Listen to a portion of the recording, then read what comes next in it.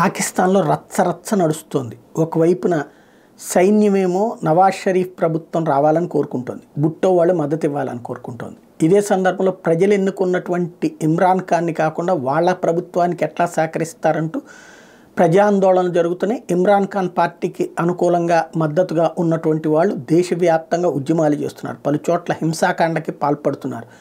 అదే సందర్భంలో ఈ బెలూచ్ రెబల్స్ తిరుగుబాట్లు నడుస్తున్నాయి, ఇంకోటి గిల్గిట్ బల్టిస్తాన్లో గొడవలు నడుస్తున్నాయి.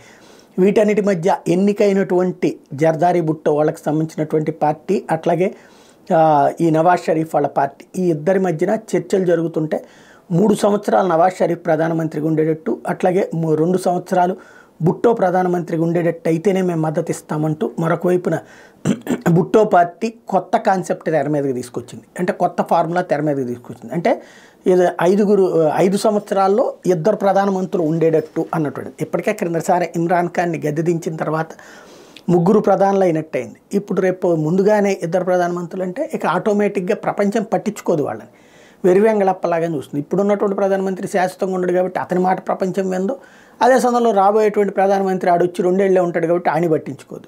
కాబట్టి ఇది కరెక్ట్ కాదంటూ నవాజ్ షరీఫ్ చెప్పుకొస్తున్నాడు, డిప్యూటీ ప్రైమ్ మినిస్టర్ ఇస్తానని చెప్పుకొస్తున్నాడు. కానీ వినడానికి భుట్టో పార్టీ సిద్ధంగా లేదు. ఇంకో పక్కన ప్రజాగ్రహాలతో గొడవలు నడుస్తూనే ఉన్నాయి.